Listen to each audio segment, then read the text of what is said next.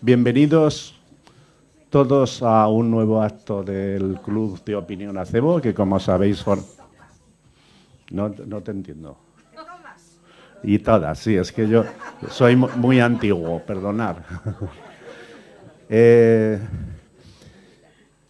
Club de Opinión Acebo decía que llevamos ya como 2 años organizando este tipo de charlas, debate, que generalmente pues tienen bastante buena acogida y cumplen con un objetivo que nos propusimos al crearlo, que era fomentar un poco el conocimiento de los grandes problemas y las grandes opiniones que existen en España y que pudiéramos debatirlo un poco entre todos y de esa manera fomentar un poco el desarrollo de la actividad social, ¿no?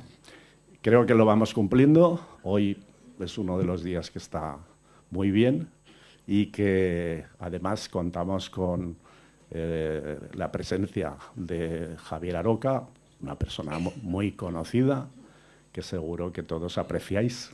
Yo personalmente lo aprecio mucho. Y para presentarlo lo va a hacer Maite Solas, que es presidenta de Amalgama, es licenciada en Derecho, lleva pues como 50 años de activista social y política. La mayoría la conocéis y ella va a hacer la presentación de Aroca. Muchas gracias.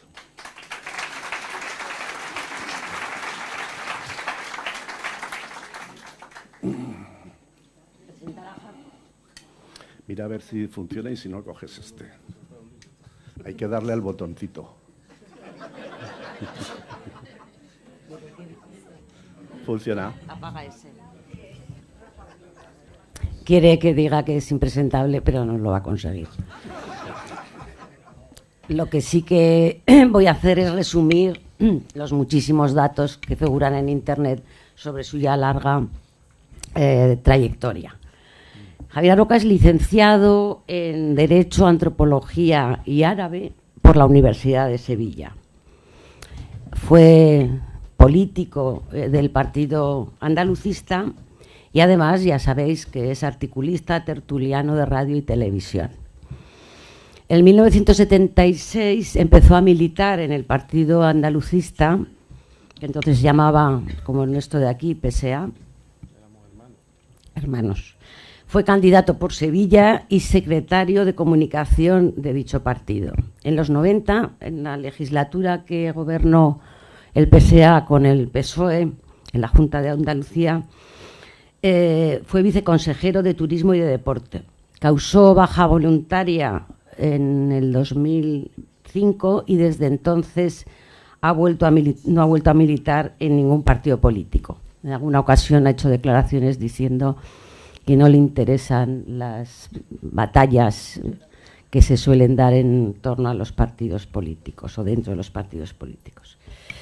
Dedicado al análisis político en diferentes medios de comunicación, escribe al menos 2 columnas semanales en prensa escrita española, así como en foros y debates en el territorio español. Actualmente trabaja de articulista en El Diario, El Periódico de Andalucía, El Periódico de Cataluña también, no lo sé, creo que sí, en la cadena SER, en La Ventana de Andalucía de la cadena SER. Colaboró hasta el 21 en Las Cosas Claras en Televisión Española y en octubre del 22 se incorpora al equipo de colaboradores del programa Hablando Claro. En septiembre del 21 comienza sus intervenciones en el programa Todo es Verdad y Todo es Mentira en 4. En octubre del 24 empieza a colaborar en el programa 59 Segundos y en abril de 2025 se incorpora a Malas Lenguas en televisión, que es cuando algunas de nosotras nos hemos vuelto a aficionar a la televisión española. En los últimos años ha trabajado en la cadena SER, Canal Sur y La Sexta y como articulista del Correo de Andalucía. Sí que me parece oportuno no extraer nada o prácticamente nada de, no resumir, sino recoger toda su actividad dentro de Andalucía, o sea, en el marco de su militancia como andaluz. Entre 2010 y 2012 fue comisario de la exposición del aniversario, 125 aniversario de Blas Infante y el 30 aniversario del Estatuto de Autonomía de Andalucía. En marzo de 2014 fue contratado en el Centro de Estudios Andaluces como jefe de área de investigación y puso desde ese puesto en marcha un número amplio de publicaciones en revistas. Es codirector del Informe del Estado de Sevilla en 2020, Construir un relato propio o morir intentándolo, director y coordinador del proyecto, en el que ha participado con un grupo de autores con el objetivo declarado de seguir luchando día a día por las ciudades habitables, vivienda y trabajo digno, y en definitiva para seguir creyendo en un futuro mejor para los que vivimos Sevilla, entrecomillado. Es importante señalar esto porque su compromiso intelectual y político con su tierra, que le lleva a criticar el centralismo que se observa en los medios de comunicación, las periferias, a excepción de Cataluña, importamos poco. Aquí sabemos bastante de eso. El pasado 10 de abril ha publicado el libro que nos viene hoy a contar, Democracia en alerta, la política del sofá. Y de eso nos viene a hablar. ¿De qué habla el libro? Yo simplemente por introducir un poco. Él dice, la democracia no es un régimen perfecto, las contradicciones son intrínsecas. Lo que pasa es que la democracia tiene dentro de ella las herramientas para mejorarla y para destruirla. Señala, como no, a los medios de comunicación como el gran caballo de Troya de la democracia, la televisión que nos convierte en espectadores de la democracia y hace que no se lea, se ve. Televisiones en manos de potentes productoras televisivas con grandes expertos profesionales y un ajustado análisis del mundo en que vivimos. La democracia no se puede impedir, dicen, pero se puede desnaturalizar para el pueblo sin el pueblo. Y por eso, porque la democracia siempre está en peligro, porque permite que en su interior no haya demócratas. Yo pararía aquí y nos hablas de eso, de tu visión actual del papel de los medios de comunicación y más en concreto de la televisión, si te parece. Sí. Primero, buenas tardes y buenas noches a todas y a todos, también algunos estáis, por vuestra amabilidad y vuestra cortesía y por recibirme también como siempre que vengo a Aragón, ¿no? De verdad que soy un privilegiado porque aquí siempre me tratáis muy bien. Por supuesto, gracias a los organizadores y vuestra cortesía. No, quería decir una cosa solamente sobre mi currículum, ¿no? Porque hace unos años me invitaron a hacer el discurso inaugural del curso de Ciencias Políticas en la Universidad de Granada. Y van allí con la gente con peluca, con violines y cosas de estas, ¿no? Y me pusieron un folleto delante donde estaba yo, así con esto, ¿no? Así, ¿sabes? Con los dibujitos de la universidad y en actuación, tal cual, y después lección inaugural a cargo de Javier Arroca, y abajo pone tertuliano. No pegué allí un me cago en Dios porque los pegaba y había una iglesia enfrente, además. Pero imaginaros en medio del restaurado, allí con toda la gente con peluca, allí todo el mundo muy bien vestido, muy bien arreglado, y digo, ¿y el acto inaugural lo hace un tertuliano? No tiene ningún sentido. Entonces me acordé de una anécdota que cuentan, lo siento por los que no seáis taurinos, porque es la historia de un torero, ¿no? Lo cuenta un torero, por cierto, del que escribió sus ligeras páginas Manuel Chávez Nogales, también paisano mío de Sevilla, lo mismo que Juan. Cuando terminó la guerra, uno que había sido mozo espada de Juan Belmonte, lo nombraron gobernador civil de Cádiz, de Franco, obviamente. Entonces un periodista le preguntó un día al torero, le dijo, don Juan, su mozo de espada, ¿cómo ha llegado de mozo? ¿Cómo ha llegado de mozo de espada a gobernador civil? Digo, degenerando. Bueno, pues vaya por delante mi propia presentación. Yo soy de otro mundo, pero he llegado a las tertulias degenerando. Lo confieso.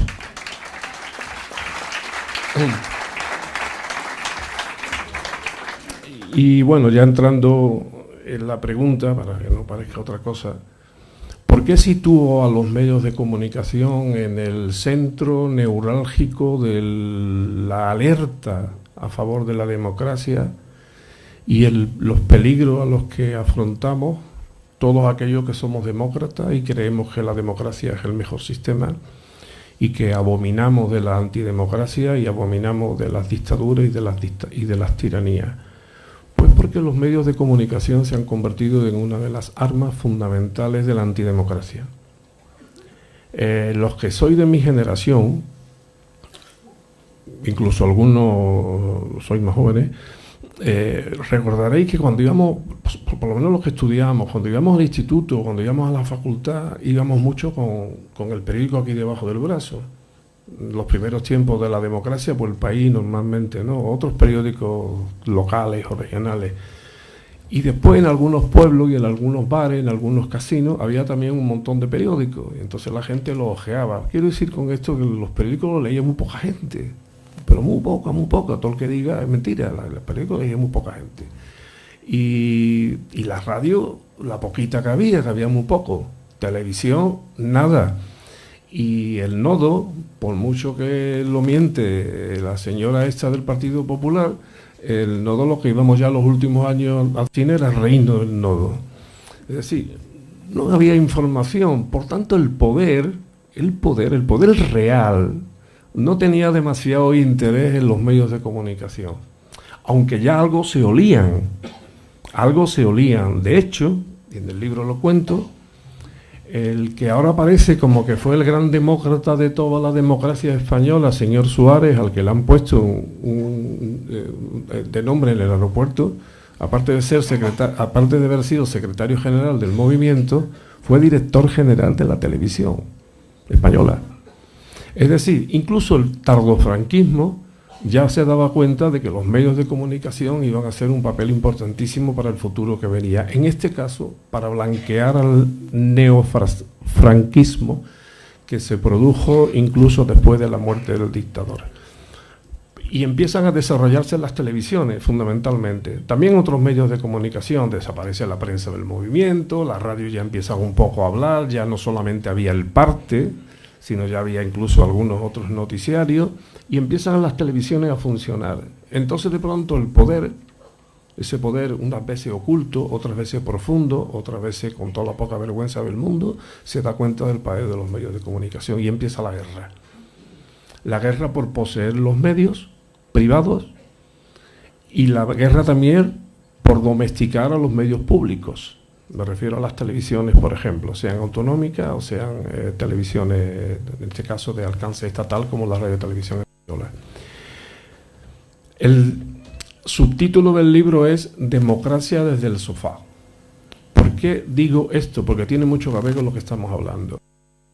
De pronto, el poder se da cuenta de que es a través de los medios de comunicación cómo puede llegar a tener el poder, conservarlo y destruir a tu adversario político. Y empiezan, entre otras cosas, las tertulias, empiezan los grandes programas de televisión, algunos que parece que no son políticos, pero son programas muy políticos, porque están adocenando a la gente y le están gritando cualquier espíritu crítico, cualquier capítulo analítico, y empieza la gran batalla. Fijaros, por saltarnos el charco ahora, que es lo primero que hizo Elon Musk después de tanto dinero como tenía y que sigue teniendo cuando decidió dar salto a la política, comprar Twitter. ¿Qué hizo Trump cuando empezó a querer jugar a la política? Construirse un programa propio en la televisión norteamericana y después, por supuesto, controlar otros muchos medios. Eso ha pasado en España y está pasando. En España muchos de estos programas son armas de destrucción informativa masiva. O sea, no informan, deforman, engañan, mienten, manipulan. Mienten a sueldo, engañan a sueldo y forman parte del poder. O sea, el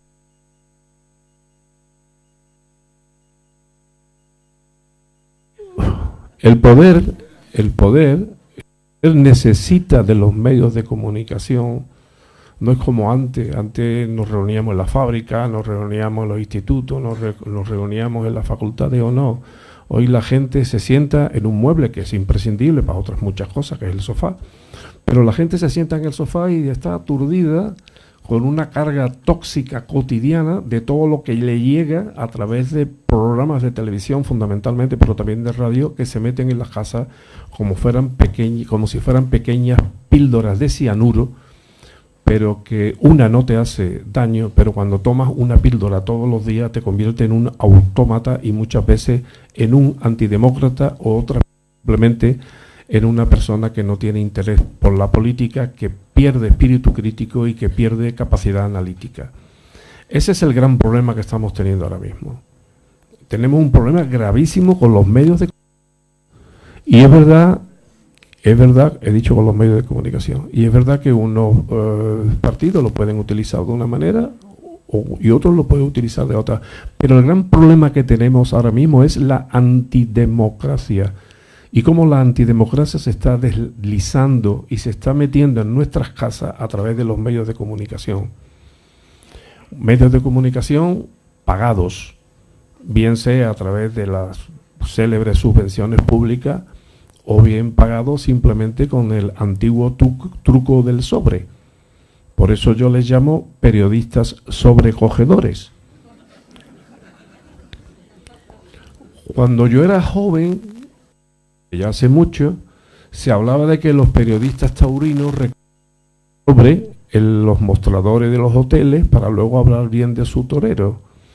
Hoy muchos periodistas políticos recogen todo el día el sobre, son sobrecogedores para hablar mal de otros y para hablar bien de su propio proyecto. Hoy día prácticamente el periodismo en España es un auténtico cenagal y hay muchos que se salvan, pero generalmente es un auténtico cenagal. Y la mentira se ha convertido en una herramienta política de primer nivel, una mentira pagada. Antes con Lorenzo, creo que era así, con Lorenzo hablábamos de su viaje a Sicilia y yo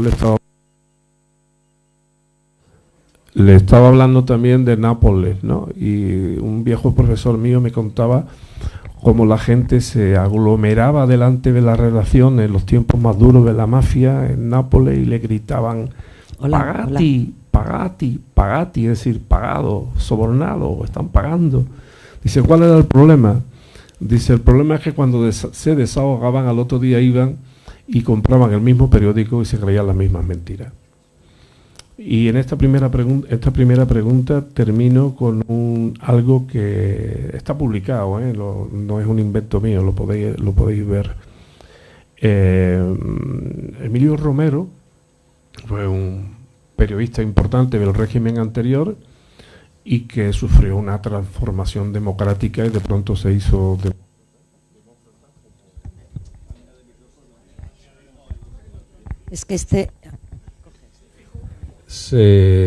estaba hablando de Emilio Romero, ¿no? Periodista del régimen anterior y que de pronto se convirtió en demócrata. A mí me alegra mucho cuando la gente se convierte en demócrata, no vayáis a creer que me enfado por eso. Incluso el presidente de la Federación Española de Fútbol, Tebas, fue de Fuerza Nueva y ya ahora es demócrata. O sea que,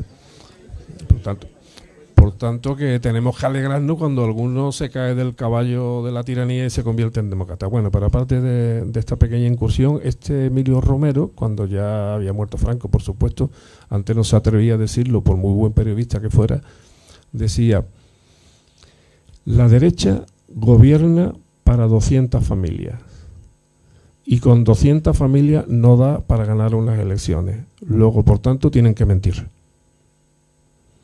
Y eso está ocurriendo. Se miente todos los días. Y sobre todo se miente en el gran centro de la formación comunicativa del Estado español, que es Madrid. En Madrid se centraliza la información, se elige de qué hay que hablar, se elige cuándo hay que dejar de hablar y se elige qué es lo que tienen que repetir en el resto y en las periferias del Estado español. Y eso es peligrosísimo. Por tanto, uno de los llamados que yo hago en el libro es: levantémonos del sofá. Levantémonos del sofá. Basta de intoxicación. Basta de pasividad ante las mentiras que nos cuentan a diario. Desarrollemos el espíritu crítico, comprobemos todo lo que nos cuenten, incluso aunque nos lo cuente nuestro tertuliano preferido. Vayan ustedes a los libros, vayan ustedes a la fuente, comprueben todo, porque nos están mintiendo todos los días. Y una democracia sana no funciona con información contaminada. La mayoría de los que estáis aquí habréis ido, yo desde luego sigo yendo, al endocrino, ¿no? Y lo primero que te dice un endocrino es que no comas ni consumas alimentos procesados. Dice, bueno, ¿por qué? Dice, porque es malo para la salud. Es mejor hacerte tu comida, con comida fresca, la que tú compres. Alimentos procesados, no. Pues lo mismo que los alimentos procesados son malos para la salud física, la información procesada es mala para la salud democrática. De manera que vigilen ustedes muy bien la información que consumen.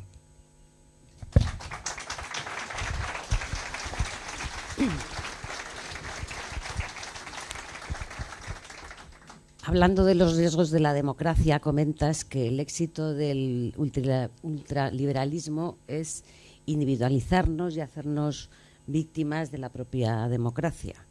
Y una de las alertas que planteas, precisamente en relación con lo que has dicho, es la inhibición de la gente, el desánimo que lleva a la abstención, al sofá. Por eso dice esa frase que lo has dicho esta vez más corta. Levantarse del sofá es uno de los actos revolucionarios, más revolucionarios de un demócrata. En este sentido, también dices que has escrito este libro para chinchar, para que dejemos el sofá y pensemos en la defensa de nuestros derechos. Defiendes la democracia de abajo arriba, te declaras republicano y federalista. Dedicas unas páginas que esas nos van a interesar mucho, a la carrera armamentística, a la falta de transparencia y de control democrático de los gastos en armas. Y dices exactamente, el ambiente bélico crece, hay toda una superestructura narrativa sobre la guerra de la que forma parte una legión de propagandistas, desde políticos a periodistas, empresarios y, por supuesto, expertos, tertulianos y analistas que se amparan en el eufemismo de cultura de la defensa. Sobre eso podrías hablarnos un poco, sobre el eufemismo de la cultura de la defensa, porque estamos en una comunidad autónoma que se está poniendo en cabeza con el hub armamentístico, en que Garzón está vendiendo todas sus bondades con el beneplácito, por otra parte, del gobierno central. Podría poner muchos ejemplos, ¿no? Pero hay uno que es especialmente doloroso, y es que el día siguiente de los gravísimos atentados del 7 de octubre por parte de Hamás, al día siguiente subieron en bolsa todos los valores armamentísticos del mundo. O sea, todas las empresas de armas subieron.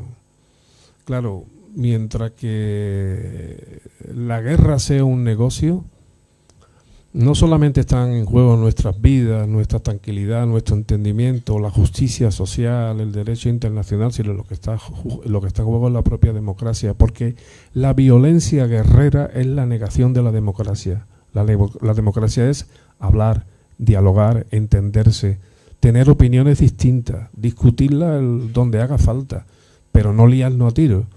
Pero claro, cuando liarse a tiros significa que mucha gente gana muchísimo dinero, entonces tenemos ese problema.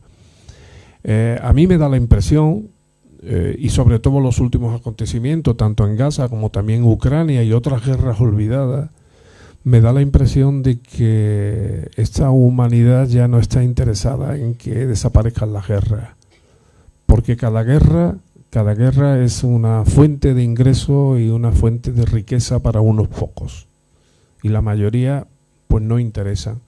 Pero claro, esto hay que vestirlo. Esto no se puede decir así, porque si uno lo dice así, bueno, aparte de que te digan de todo, pues no eres cómodo ni bienvenido. Esto hay que mejorarlo. desde el punto de vista narrativo. Y entonces aparece la cultura de la defensa.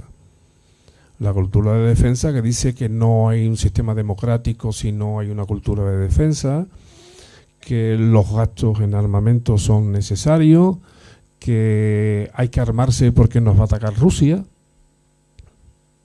que no tendrán otra cosa mejor en Rusia que hacer que atacarnos nosotros. Para esto ya a lo mejor me equivoco, espero que no.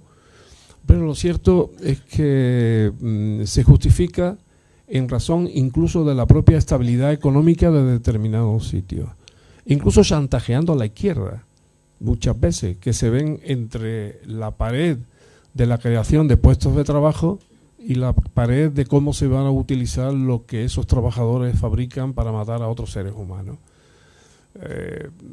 Eso está ocurriendo, lo estamos viendo todos los días hay alguna justificación para decirnos que hay que gastar más en armamento.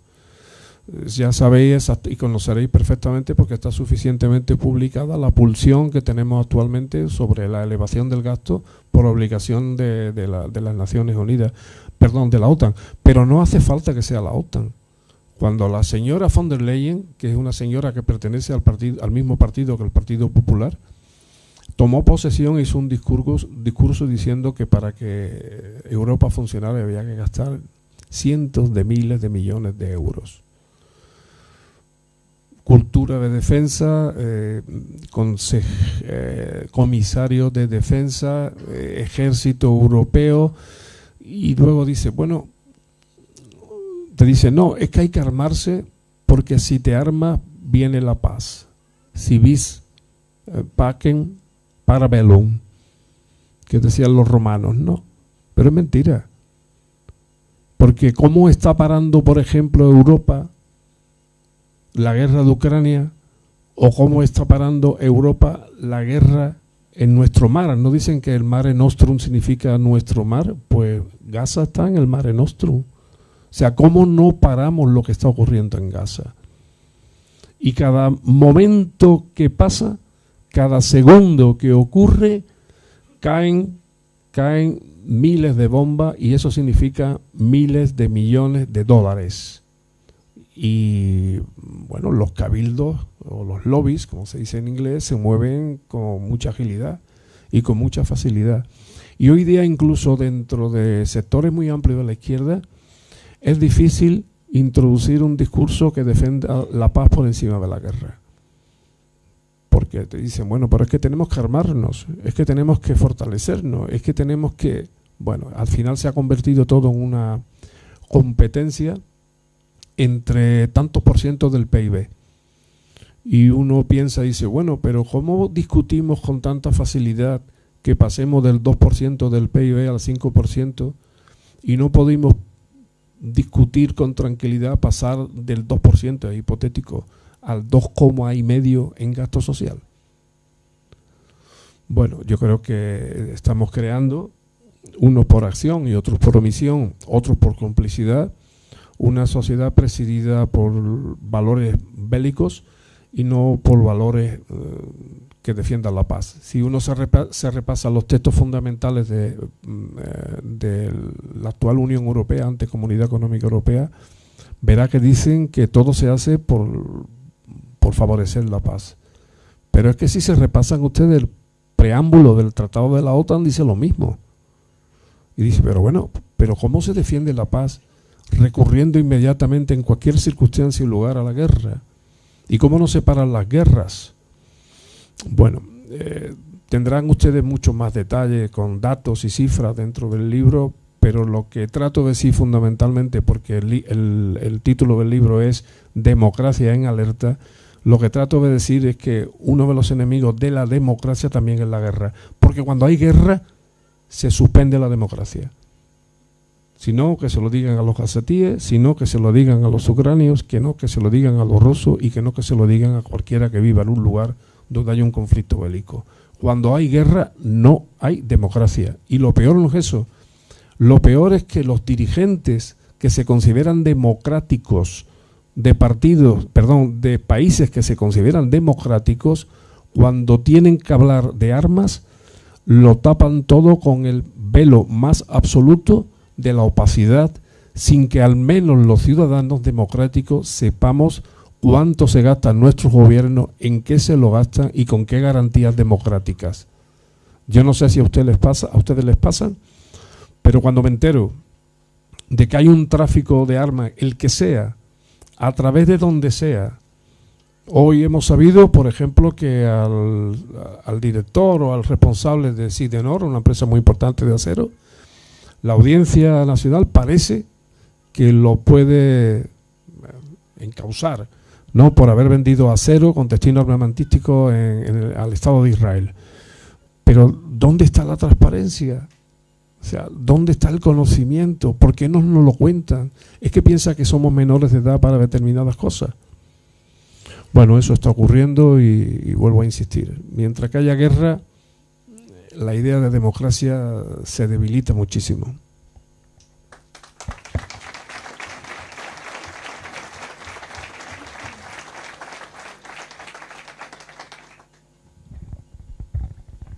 Vamos a por otra de las alertas que planteas, los jueces. Los jueces, que con las últimas noticias es un tema que te va a gustar. Y planteas, es muy interesante, la dicotomía entre la inamovilidad como garantía de democracia y la falta de responsabilidad, que es en lo que nos movemos. Pero bueno, lo explica muy bien en el libro y además ahora va a hablar de eso. Bueno, lo último que dice no es que lo diga yo, es que lo dijo un juez. Fue presidente del Tribunal Supremo, ministro de Gracia y Justicia y un gran jurista, entre otros, autor de la ley del indulto, que todavía no se ha derogado. O sea, que sigue vigente. Estoy hablando en 1870. Y su nombre, para que resuene, es Montero Ríos, un gran jurista gallego.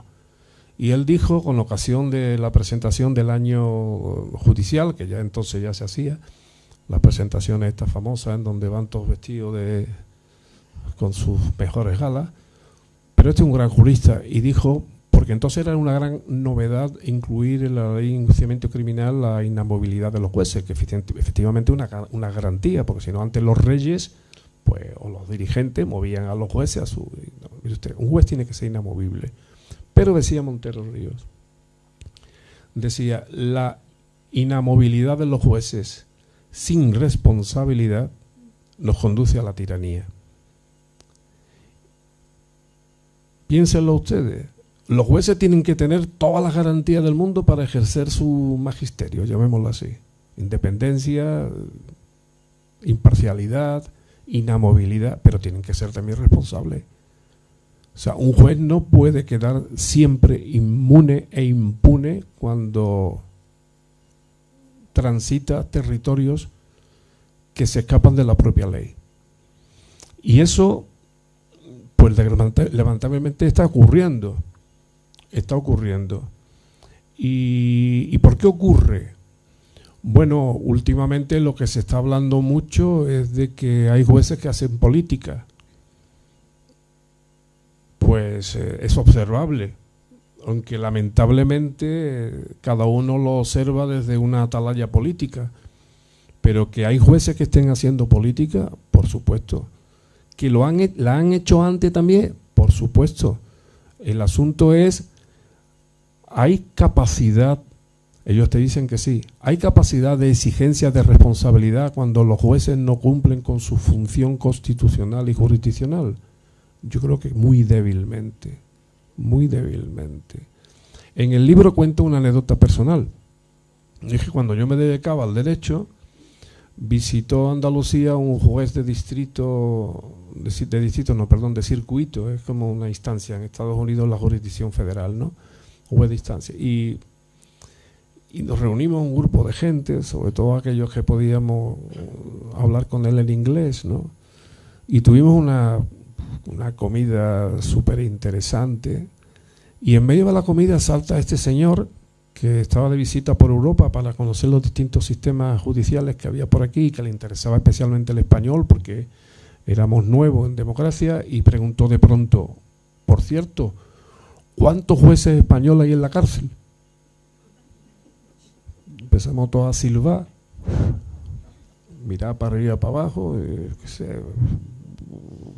Entonces, no, precisamente esto hace muchos años ya, había un juez que sí había entrado a la cárcel, Estevil se llamaba, Estevil, catalán, es un juez que de procedencia políticamente hablando nacionalista, que incluso formó parte, si no recuerdo mal, del Consejo General del Poder Judicial, y que fue acusado y condenado por varios delitos gravísimos. Era el único juez que estaba lá. Por cierto, no era un juez de carrera, era del tercer o del cuarto turno, estaba en la cárcel. Y bueno, claro, cuando ya por fin hicimos un recuento y dijimos, pues sí, hay uno. Y entonces se nos quedó mirando y dice, pues entonces la justicia española no funciona. Claro, él venía de otra cultura, ¿no? Una cultura que es mixta en Estados Unidos, porque hay jueces federales, hay jueces estatales, hay jueces que se eligen, por tanto, lo mismo que se eligen, se deseligen y tal y cual. Pero yo creo que en España el problema es que el Poder Judicial se ha convertido en un poder más allá de lo judicial, en muchos aspectos. Y lo vemos todos los días con ejemplos deplorables, por ejemplo, de lo que ocurre con el Consejo General del Poder Judicial o que ocurre con determinados jueces en determinadas instancias, ¿no? Y hablando entre nosotros, ahora que no nos escucha nadie, es que no hay quien le meta mano. Porque la tímida reforma que pretende hacer actualmente el gobierno está siendo severamente cuestionada, no solamente por partidos políticos, sino por los propios jueces, ¿no? El esperpento que hemos sufrido cuando los jueces se pusieron en huelga, que todavía no nos hemos enterado si estaban en huelga o no estaban en huelga. Claro, si un juez mismo no te aclara si él está en huelga o no está en huelga, ¿cómo va a ir luego un trabajador a la jurisdicción laboral para que te lo aclare el juez? Bueno, es una situación que yo creo que tiene un fondo político, que probablemente a lo que tú te referías cuando me interrogabas, ¿no? Y que tiene que ver con la propia evolución de nuestro sistema democrático. Cuando murió el general Franco, se supone que terminó aquel régimen y empezaba otro, que luego tardamos un poquito, hasta el final del 78. Desde que murió Franco al 78 parece que no pasó nada, pero pasó mucho, mucho pasó. Pero bueno, que por cierto, esto aprovecho ahora que se van a cumplir se están cumpliendo 50 años del fallecimiento del caudillo. Si no se llega a morir, no se acaba el franquismo, Bueno, eso. Pero me entendéis, ¿no? Que se acabó porque murió. Que si llega a vivir 10 años más con Franco. El problema es que cuando ya se murió, entonces había más franquistas que Franco. Y ahora mismo, para hacerle un análisis o una analítica, como para medir el colesterol malo y el bueno de la democracia, habría que decir, pero bueno, desde el 75 para acá, ¿cuánto franquismo tenemos en la sangre todavía? Y en nuestras instituciones, pues muchas. Y una de esa corriente sanguínea del franquismo circula por las venas del Poder Judicial. Lo siento, si hay algún juez presente, no me estoy refiriendo a todos, pero que seguro que él me entenderá. Cuando muere Franco, se empiezan a dar los pasos para modificar todo lo que tenía que tener que ver con sistema democrático. Se hizo un referéndum que fue una mamarrachá en el año 76, después se aprobó la ley de reforma política en el 77, que ya venía el rey dentro, o sea que el rey siempre ha estado dentro de todo, venía con un lacito. O sea, que no hubo ocasión de discutirlo, eso cuando dice el momento constituyente de España, no, aquí no se constituyó nada en muchas cosas, por ejemplo en la forma de Estado no se constituyó nada, ya venía con la reforma del 77, bueno, y de antes, y tan de antes como que juró los principios fundamentales de Franco y corrió, porque a los tres días hizo señora de Meirás a la señora del caudillo, y ducado de Franco, o sea, todo un procedimiento. Bueno, pues cuando ya muere Franco, en abril del 77 se disuelve el Tribunal de Orden Público, que por las canas que veo aquí, algunos incluso hasta lo ha podido sufrir. el Tribunal de Orden Público.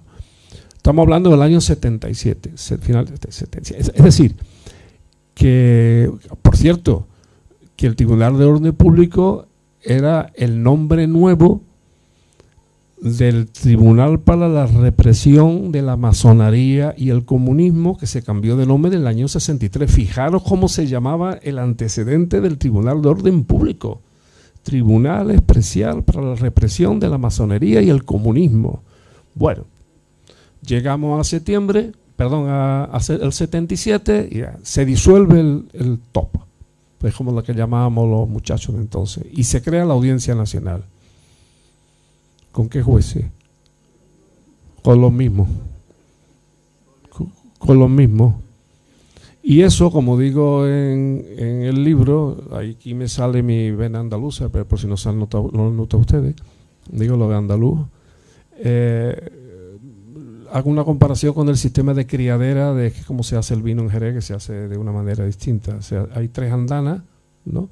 El vino nuevo se echa arriba, después de la primera pasa a la segunda y al final cae la tercera en la solera, porque está en el suelo, que es donde está la madre. Bueno, pues eso lo está pasando en el sistema judicial igual. Tú echas vino, claro que entran jueces nuevos y algunos no han conocido a Franco, ni lo conocerán, ni lo habrán estudiado, ¿no? Pero evidentemente cae en la solera, y la solera es la misma de siempre porque no se ha tocado, no se ha tocado. En aquellos años finales del Tribunal de Orden Público existía una asociación modélica que era Justicia Democrática, no Jueces para la Democracia, que es una asociación actual, Justicia Democrática. Allí había jueces y fiscales valientes, porque había que ser muy valiente para aplicar justicia con las leyes de Franco. Y además con vergüenza, porque los demás, de aplicar leyes de Franco, de pronto pasaron a aplicar las pocas leyes con las que empezamos la democracia y ni se despeinaron. Aunque alguno se llame peinado, hay alguno que nunca se ha despeinado.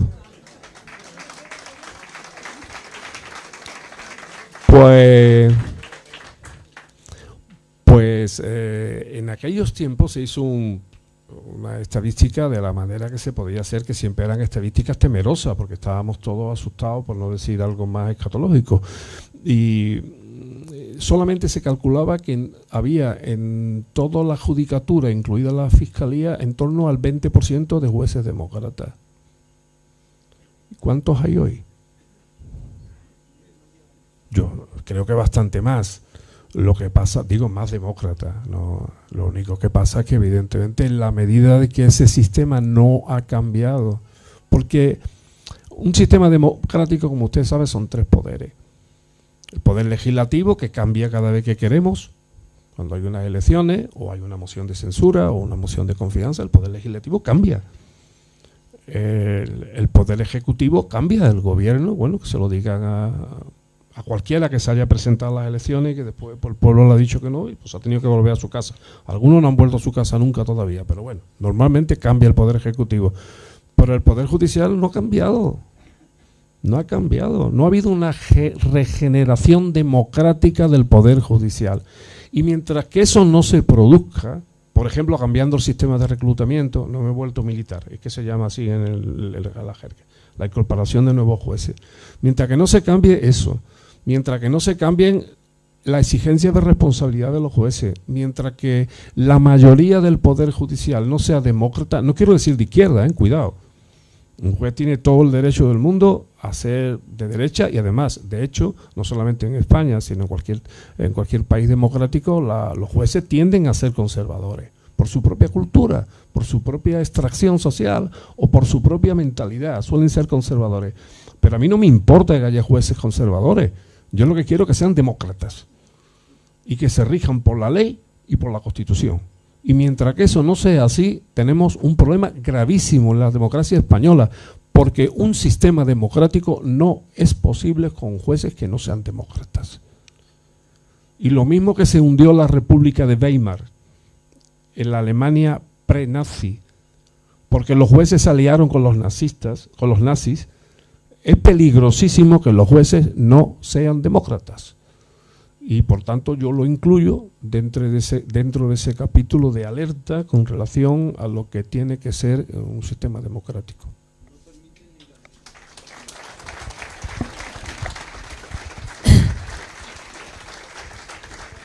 Vamos a otro de los capítulos importantes y señaladísimos referido a los gordos. Metáfora deportiva, no que nadie se asuste.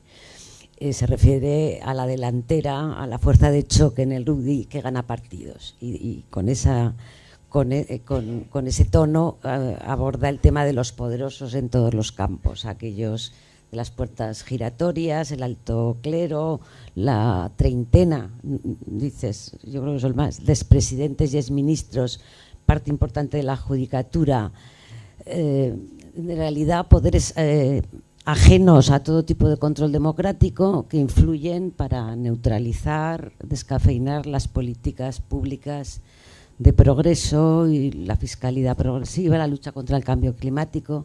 Despliegan todas sus armas para neutralizar sin que estén sometidos a ningún control democrático. Quería, bueno, da igual, estás tú y va a leer seguro que lo dices. Bueno, no sé, no, léelo tú. Yo ya no me acuerdo de todo lo que escribí, ¿eh?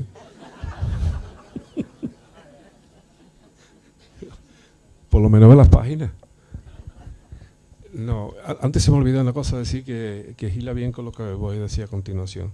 Porque cuando decía yo, ¿cuánto tenemos todavía en el sistema circulatorio español de franquismo? Yo creo que tenemos mucho todavía.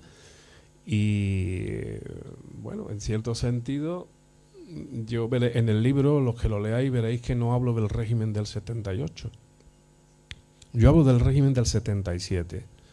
Porque pienso y sigo pensando que realmente, bueno, lo reconoce mucha gente, no hubo tal ruptura, sino una continuidad, ¿no?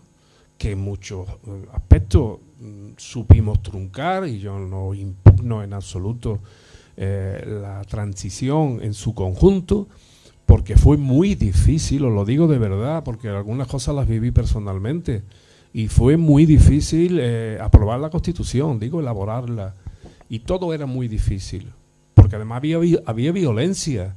Eso que ahora nos cuentan una película de que aquellos fueron años maravillosos, no, esos fueron los años donde se mataban abogados laboralistas. Eran años en donde se perseguía a la gente por ser demócrata por la calle, en donde entraban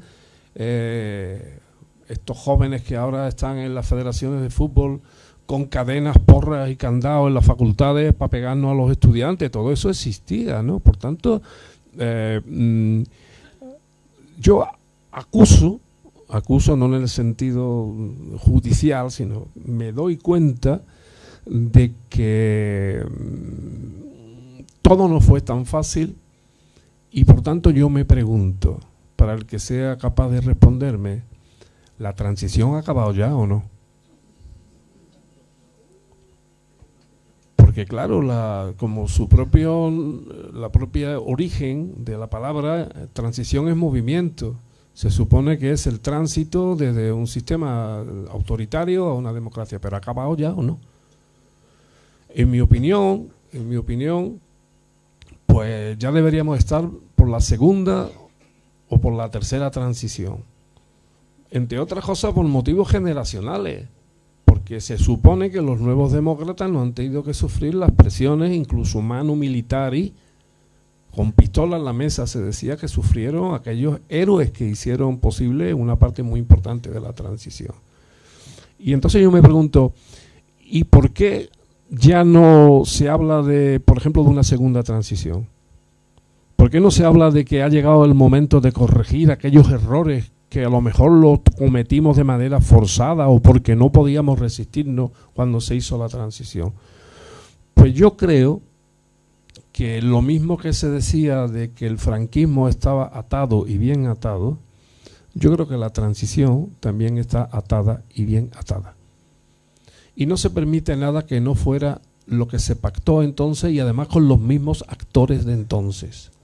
Entonces, en este marco de continuidad, de no aceptación, que podríamos, porque somos una sociedad madura, plantearnos algunas cosas que están pendientes, por ejemplo la reforma del Poder Judicial, o un pensamiento colectivo sobre qué forma de Estado queremos, pues a lo mejor resulta que la mayoría queremos la República, no lo sé.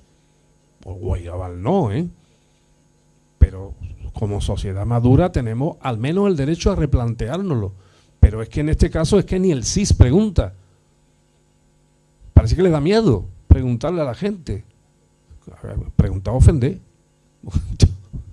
Bueno, para que este sistema discurra siempre controlado, siempre, incluso a veces amenazado, tienen que existir los gordos de cada sistema. No soy gordofóbico, porque si no me tendría que odiar a mí mismo, ¿no? Pero utilizo lo de gordo porque soy muy aficionado al rugby. Y hay una expresión de un periodista deportivo que cuando avanzaba la melee, que es el... Bueno, si os tengo que explicar, va a ser complicado, ¿no? Eso es, decía, los gordos era la defensa, los que forman parte de la melee. Y este periodista decía, dar de comer a los gordos, para que empujen. Bueno, pues yo creo que nuestro sistema tiene sus gordos.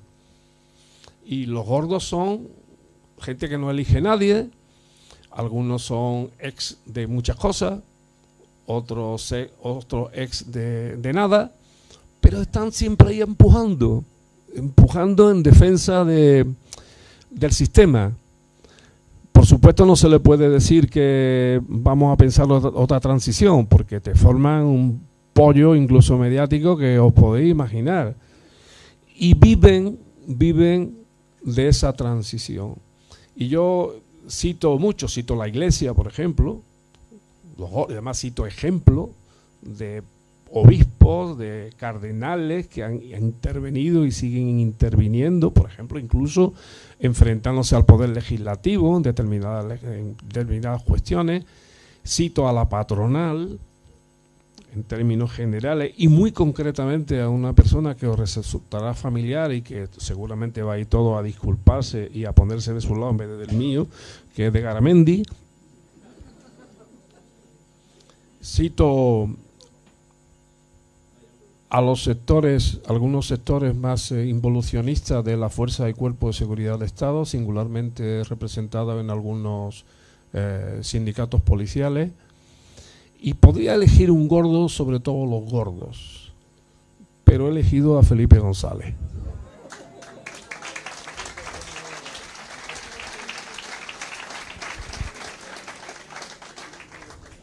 Y cuando estaba escribiendo el texto y estaba pensando en los gordos, entonces había otros candidatos, no es que sea el único. Perdón. Pero me parecía muy ejemplar porque cuando uno tiene sensibilidad de izquierda, lo que más le duele es la izquierda. Y lo que menos le extraña, son gente de otra ideología, ¿no? Pero dio la casualidad que aquellos días salió una noticia sobre Gibraltar, que también cito, noticia oficial del diario oficial de Covent Garden, que es donde está el gobierno de Gibraltar, y decía que Felipe González estaba en Gibraltar. Digo, ¿Felipe González Gibraltar? Pero si Felipe González había dicho muchas veces públicamente cuando era presidente que iba a reclamar la integridad territorial, que iba pues no, pues estaba allí. ¿Y qué estaba haciendo? Me pregunté yo, antes de seguir leyendo, digo, pues estará defendiendo las posiciones de Pedro Sánchez con respecto al Brexit, tal que igual. Pero digo, esto no puede ser, ¿no? Javier, no seas ingenuo, sigue buscando. Y entonces me di cuenta que estaba allí en el grupo del Consejo de Administración de Boluda. Boluda es la empresa consignataria de buques más importante del Estado español, seguramente, que tiene, entre otras cosas, la exclusiva de, no sé cómo se dice en español, remolcadores en el puerto de Gibraltar, que dan un servicio tremendo, ¿no? Y estaba allí representando precisamente y con el dueño de esta gran empresa naviera española. Y a partir de ahí empecé a recordar cosas, ¿no? Empecé a recordar cosas de todo el papel que ha venido jugando a lo largo de los tiempos, por supuesto de su propia trayectoria, ¿no? Bueno, pues gordos como él, la Iglesia Católica, parte de, como he dicho, de estos sindicatos que, por ejemplo, se permiten el lujo de rodear el Congreso o de posicionarse abiertamente contra el Poder Legislativo, parte de la Fiscalía, parte de algunos jueces, las agencias de calificación a las que califico, aunque sean internacionales y no españolas, como los agentes antidisturbios del capitalismo. Sí, porque cuando el capitalismo se resiente en algún lado, pongamos que en Grecia, pues empiezan a sacarte notas negativas. Bum, bum, bum, bum, bum, bum, bum, bum, bum. Son los antidisturbios del capitalismo. Y cito otros muchos casos, porque me parece que la democracia, dentro de sus enemigos, tiene también enemigos de este poder, que son poderes no electos, pero que tienen mucha trascendencia, tienen mucha capacidad de penetración en los medios de comunicación, tienen mucha capacidad de influir incluso en sus propios expartidos políticos, y que por tanto forman parte de esa enemistad constante que hay en determinados sectores contra el sistema democrático. El sistema democrático siempre ha tenido enemigos, desde que se creó en Grecia, siempre los ha tenido. Los tuvo en Estados Unidos, cuando se creó la joven democracia norteamericana, y lo tuvo Francia también a partir de la Revolución Francesa. Siempre hemos tenido enemigos. Y entonces siempre hay una pulsión interna que representan estos gordos, ¿eh? Menos democracia, menos poder para el pueblo, menos reconocimiento de los poderes establecidos, en definitiva, minar lo que verdaderamente alimenta y nutre un sistema democrático, que es el pueblo. O sea, la democracia sin el pueblo no puede existir. Es imposible. Y de camino te voy a introducir algo que antes me olvidé de comentarte, pero que tiene que ver mucho con el libro, porque tú me preguntaste también sobre lo que significaba la abstención. ¿Qué es lo que significa la abstención? La abstención es el éxito de los antidemócratas. Y yo sé que en algunos sectores de la juventud y de gente muy hastiada con todos, se defiende la abstención como un movimiento revolucionario. Ante la amenaza de la democracia, la abstención es el triunfo de los antidemócratas, porque lo que quieren es jibarizar, que es el verbo que utilizo también en el libro, es decir, reducir nuestras cabezas sentándonos en el sofá y reducir nuestras instituciones gracias a que no participemos en ellas. Mientras menos democracia, mejor para ellos, porque entre menos deciden más en nombre de todos. Por eso hay que ir a votar siempre. Y pongo un ejemplo que lo pongo de mi ciudad, pero que seguramente se podría poner aquí en Zaragoza, en cualquier otra ciudad importante del Estado español, con respecto a la abstención. En Sevilla hay un pueblo que se llama Los Pajaritos, un barrio que se llama Los Pajaritos, un barrio obrero, pero de los que se tiraban a la calle cuando las papas quemaban, no ahora. Allí incluso había varias fábricas importantes, el sector del metal, el sector de contadores, y esta gente se fajaban todos los días en la calle peleando por la democracia. Estamos hablando de tiempo antes de que muriera el generalísimo Franco. Y este barrio luego, una vez que viene la democracia liberal, yo no sé qué pasa con los gobiernos, en este caso me refiero a los progresistas, no a los conservadores, que pierden el alma en los barrios obreros. Se olvidan de los barrios obreros. ¿Sabéis cuánta gente va a votar ahora en el barrio de Los Pajaritos? Las últimas elecciones, por ejemplo, un 20%. Éxito. ¿Sabéis cuántos votan en el barrio de los Remedios, que es el equivalente al barrio de Salamanca? Más o menos. El 90%. ¿Por qué? Porque han aprendido. La democracia ya no se combate como en los años 30, ni como en los años 40, ni el 50. La democracia se combate mintiendo en los medios de comunicación, dejando a la gente sentada en los sofás para que no piensen, para que pierdan el espíritu crítico, anulando la vida interna de los partidos y los sindicatos, anulando la democracia en donde quiera que se exprese. No hay democracia, sino hay democracia desde abajo, que es lo que tú me decías antes también. Si no tenemos una universidad democrática, unos institutos democráticos, una enseñanza democrática, unas familias democráticas, incluyo también a las familias, es decir, si la base de la democracia no existe, porque pasamos de democracia, nuestras democracias son muy vulnerables. Ahora, si la base democrática es fuerte, porque somos demócratas desde que nos levantamos, en nuestras relaciones familiares, en nuestras relaciones laborales, en nuestras relaciones académicas, en todo, asociativas, entonces la democracia es indestructible, porque el pueblo siempre vence. A veces nos machacan, nos ponen en listas negras, nos insultan, pero el pueblo siempre vuelve.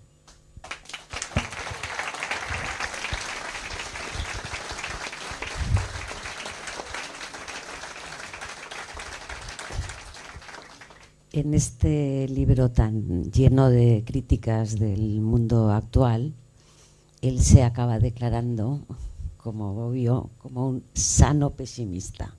Tanto es así que os leo el último párrafo del libro. En cualquier caso, como insisten los clásicos, en todos los tiempos la respuesta es más pueblo, más democracia. Estar en la lucha siempre merecerá la pena.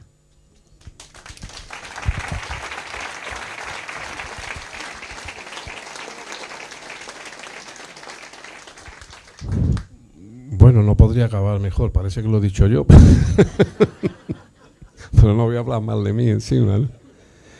No, yo soy, como ha dicho mi compañera, a la que agradezco su presentación otra vez, yo soy un sano pesimista, como decía Norberto Bobbio, especial devoción y admiración, seguramente porque compartíamos muchas cosas. Él era también jurista y acabó también en los periódicos de Heraldo. Pero él es siempre un defensor inquebrantable del sistema democrático y yo creo que estamos todos llamados a defender la democracia. Yo cuando tengo la suerte de sentarme delante de tanta gente como ustedes, la verdad es que incluso me emociono, ¿no? Porque digo, aquí no hay nada perdido ni muchísimo menos. La gente está dispuesta a seguir pensando, a seguir escuchando, a seguir hablando, a seguir dialogando sobre lo que es la democracia y a seguir defendiéndola.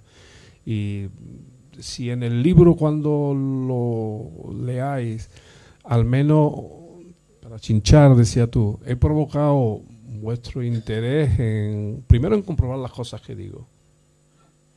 Ustedes no me crean ni a mí.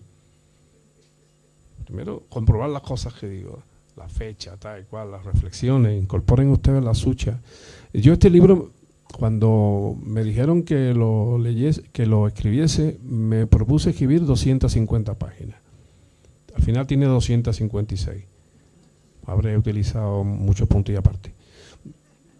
Pero lo hice queriendo, porque digo, yo podía haber escrito mucho más, un tocho de esto de 500, 600 páginas. Digo, yo no, porque yo escribo 250 y me gustaría que el libro, aunque eso no se puede hacer, tuviera otras 250 pero en blanco, para que lo escribiéramos juntos, para que lo que yo escriba también lo puedan escribir ustedes y decir, pues esto que dices tú aquí, efectivamente, y yo además añado esto, y por aquí, pum, pum, y esta experiencia que tú cuentas, yo tuve otra parecida, y bla, bla, y al final de eso sale un ladrillo, pero en el sentido positivo de la palabra, un adoquín, ¿saben? Un adoquín democrático, que une lo que piensa uno y lo que pensamos todos.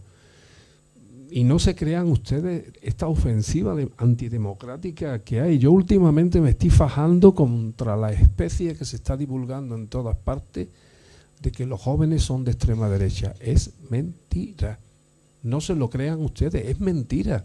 Forma parte de la propia estrategia manipuladora y desinformadora. Quieren convencernos de que los jóvenes son de extrema derecha y también dicen, oiga, hay un 20% de españoles que añoran la dictadura, como siempre.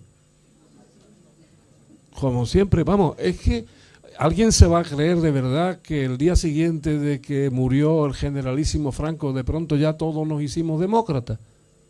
Claro que no. Y en cualquier circunstancia que ustedes preguntan, ¿o es que en Alemania no queda un 20% de nazis? Pues claro que quedan, y en todas partes, pero lo importante son las mayorías, porque esa es la democracia. Y la mayoría tenemos que ser resistentes. Y otra cosa, que también quiero, ahora me estoy pareciendo un cura. No solamente no acepten ustedes esto que nos dicen de que los jóvenes son de extrema derecha o que la gente está cargada, está harta del sistema democrático, sino que defiendan ustedes el sistema democrático con las armas que tenemos los demócratas. No podemos caer en la tentación de creer que la democracia se defiende con armas totalitarias. No. Nuestra grandeza es dejar que los demás hablen, que los demás se expresen, que los demás defiendan sus ideas. Otra cosa es que ataquen la democracia. En ese caso tenemos que fajarnos. Y por cierto, por si me está escuchando el señor Marlaska, a ver si se faja un poquito.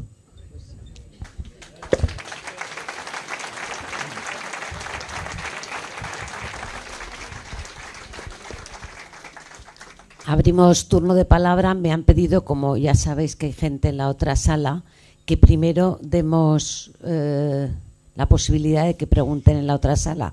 ¿Es así? Lo que no sé es cómo lo oímos.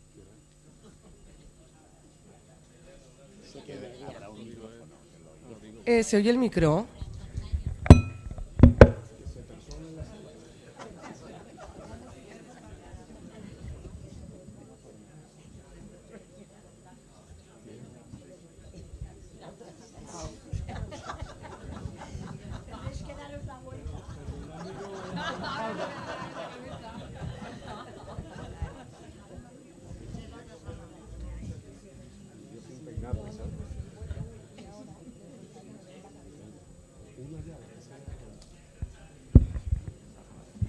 Bueno, que están relajados los de la otra sala.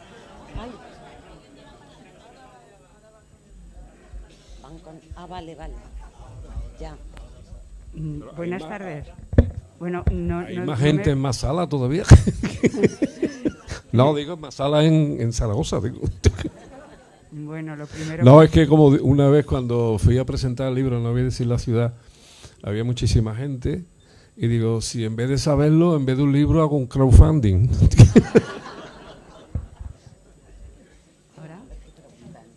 Hola, buenas tardes.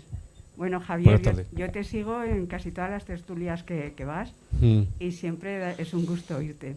Entonces, me alegro que al final del libro pues tengas ese punto optimista, pero es difícil viendo las noticias cada día, cómo nos mienten, cómo en la televisión española sí que ha avanzado un poco, pero todavía le queda llevando a muchos tertulianos que son unos propagandistas del PP, ¿no? Entonces, no lo sé si quedarme con ese optimismo que tú al final has planteado, porque yo lo veo un poco difícil. Veo que la policía, o sea, entre lo que nos están metiendo en la televisión, aún así la televisión española, y viendo pues lo que está pasando en las universidades con este albise que va a provocar, y la policía, en lugar de parar ahí en unas concentraciones que por lo visto no están permitidas, va a dar de palos a los jóvenes que en esas universidades se están manifestando en contra del fascismo, ¿no? Entonces eso, ¿cómo hacemos que Marlaska meta mano ahí? Porque es una impotencia muy grande la que se ve. Y gracias, Gracias a ti. Bueno, a Marlaska lo que hay que decírselo. Hay que decírselo. Y no dejar de decírselo. Y al gobierno. Yo a veces pienso, y entenderlo como una provocación, digo, a ver si es que todo esto están consintiéndolo para que nos demos cuenta del verdadero peligro que suponen esta gente. Porque si no es así, no lo entiendo. Porque ustedes recordarán, yo lo recuerdo muy bien como andaluz que soy, cómo se reprimieron las manifestaciones de los trabajadores de Astillero en Cádiz, donde se mandó hasta una tanqueta, que bueno, ya tiene su justo merecido en los carnavales de Cádiz, con el cachondeo que se merece el asunto, que es el arma más revolucionario que tienen los gaditanos. Pero yo tampoco entiendo lo que pasa. O sea, ¿por qué no se aplica la ley con, no voy a decir ni con dureza, sino simplemente por qué no se aplica la ley como hay que aplicarla? No lo entiendo. Sobre los medios de comunicación, bueno, ya me he referido al principio, creo que evidentemente nos llega toxicidad a sueldo y deliberada desde los medios de comunicación, que son una herramienta, una proyección de una determinada línea política y que pretenden convencernos de que todo está crispado. Pero es mentira, no está todo crispado. Cuando dice polarizado, claro. Es que la política y la democracia son polos distintos. No es lo mismo defender la sanidad pública como lo defiende la izquierda que la sanidad privada como lo defiende la derecha. ¿Eso es polarismo? Sí, pero eso es democracia. Que la derecha defienda, si quieren, la sanidad privada y los que no, pues defenderemos otra cosa. Entonces eso a mí no me preocupa tanto. Ahora, después, los medios públicos.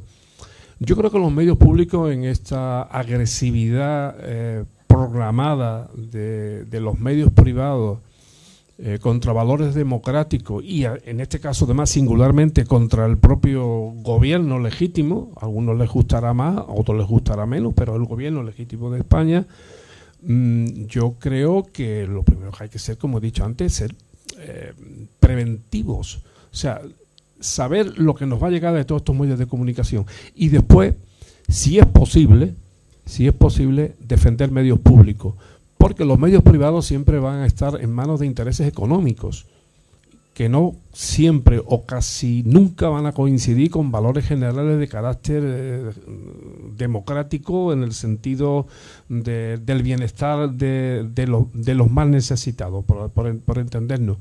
Pero hay que defender a la pública. Y a defender a la pública, en mi opinión, significa permitir, no me gusta la palabra permitir, sino significa también que ellos se puedan expresar. Porque esa es nuestra fuerza. Nuestra fuerza es que los medios democráticos también participen los que tienen unas ideas distintas a las nuestras. A mí muchas veces, yo antes utilicé un símil taurino, luego uno de rugby, ahora uno de fútbol. A mí me dicen, o me decían, ahora como parece que estoy mejor orientado, me decían, pero ¿tú cómo vas a esas tertulias con esta gente tal cual? Digo, mira, te lo voy a explicar como el fútbol.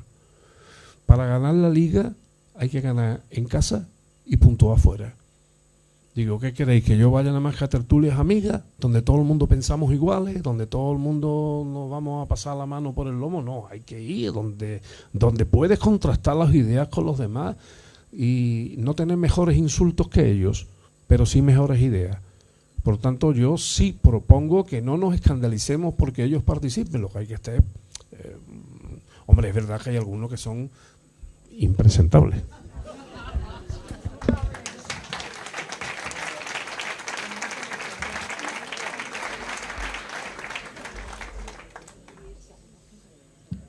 Hola.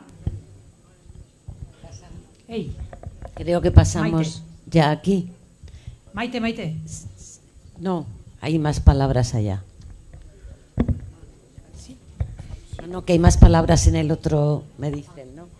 Hay más palabras en la otra sala. Sí, hola Maite. Javier, una pregunta. Has hablado de la necesidad de hacer una segunda transición. Casi todos creo que estamos de acuerdo. Pero hubo un momento en este país donde los jóvenes casi todos se echaron a la calle, tomaron las plazas, salieron con la frase que no nos representan. Salió un movimiento ciudadano impresionante que se aglutinó, consiguió presentarse con una fuerza política que fue Podemos y realmente suponer una alternativa diferente al bipartidismo que sembró de esperanza a este país. Y lo sembró de verdad, porque se ganaron muchísimos ayuntamientos. Se está trasladando el mensaje que realmente a Podemos se lo cargó las fuerzas de siempre, lo que tú creo que en el libro, que no me lo he leído, pero lo voy a comprar, identificas como los gordos, los jueces, a lo mejor, no lo sé, pero yo creo que no fue todo culpa del propio sistema, que no quería que hubiera una transformación brutal de lo que podría haber sido, a lo mejor, la segunda transición.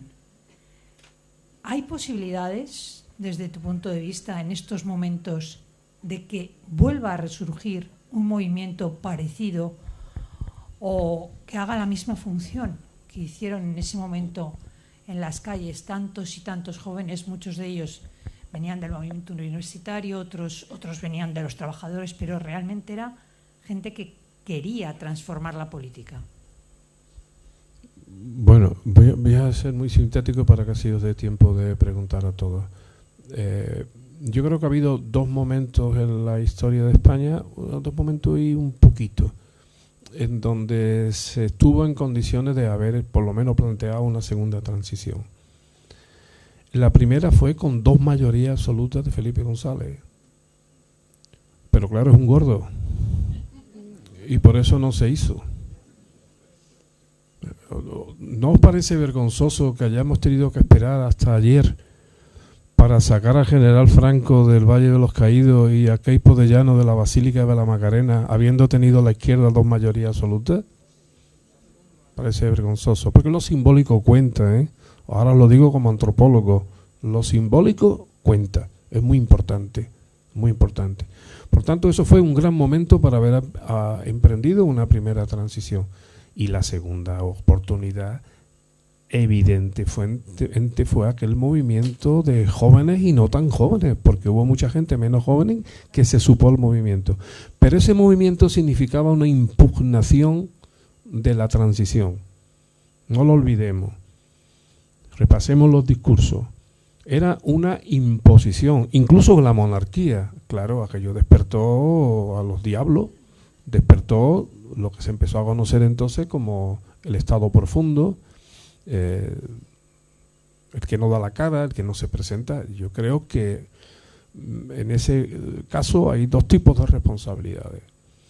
Hay la responsabilidad evidentemente del enemigo, porque el enemigo se vio amenazado y bueno, utilizó todas sus armas, el poder judicial, la prensa, lo orgánico, lo inorgánico, contra aquel movimiento. Hay que recordar que al principio era un movimiento sin partidos políticos. Pues claro, todo el mundo retrotrae y dice, bueno, pero Podemos fue luego. Pero hubo un momento en que no había siglas, pero sí había pensamiento. Y ya se contestaba el pensamiento. Luego, por tanto, aquello era un peligro. Y la demostración de que no había ningún interés en salir de la primera transición. Luego hay otros problemas que yo, desde luego, como hombre de izquierda, tengo que reconocerlo. Hay un capítulo que le dedico, sin poderme pasar más de la cuenta, que se llama La Resta. Interprétenlo ustedes como quieran. Se llama La Resta. ¿Y qué quiere decir?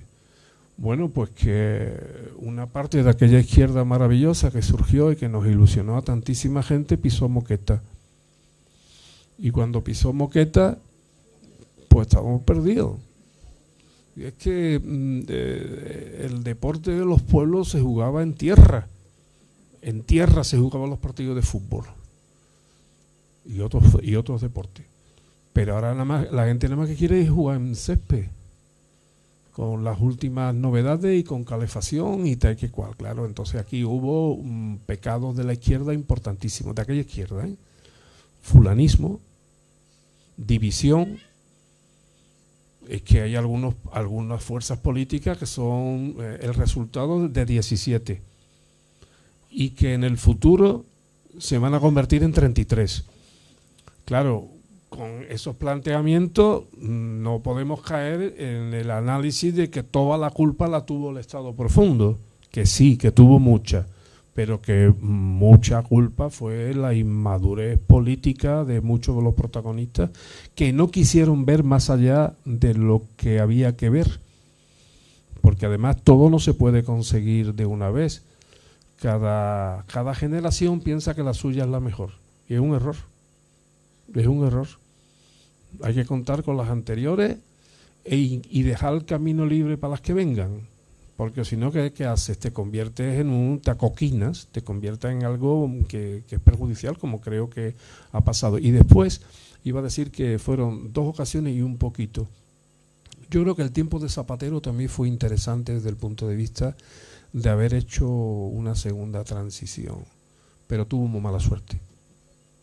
Tuvo mala suerte porque a todo el mundo no le pasa lo que le pasó a aquel gobierno. Fue una parte del gobierno fue brillantísima, con unas leyes sociales súper vanguardistas que todavía están siendo copiadas en muchos lugares del mundo, en donde allí se veía venir una fuerza que podría habernos conducido a plantearnos al menos una segunda transición, pero tuvo la mala suerte de la gran crisis económica y sobre todo desde el punto de vista de lo que es la plástica de la izquierda, que somos tan joyamente críticos, que cuando tuvo que pactar con el PP para la reforma del 135, aquello fue ya mortal. Por cierto, recuerdo, ya que hablábamos antes de la segunda, la tercera, la cuarta transición, la Constitución española se ha reformado todavía, nada más que se ha reformado 3 veces. 3 veces. Una, porque nos lo impuso Europa, para el sufragio activo y pasivo de los residentes, de los ciudadanos europeos. La otra con el 135, también por imposición Europa. Y la última, una reforma que en el lenguaje jurídico, perdonen ustedes, no trato de ser ofensivo, en Europa se llama reforma de orden técnico. Hay otra palabra, pero se me ha olvidado. De orden técnico, que es la que había que cambiar una terminología sobre... Pero reformas de verdad de la Constitución no ha habido ninguna, seria, ninguna. A pesar de las mayorías y a pesar de la voluntad. ¿Cuánto tiempo llevamos diciendo que el Senado tiene que ser la auténtica Cámara de Representación Territorial de un Estado compuesto o cuasi federal como es el Estado español? Hay propuestas encima de la mesa y no se hace. Y al final, ¿qué ocurre? Pues que tenemos un Senado que es un barco filibustero de la derecha en contra del gobierno, con bandera con pirata incluida.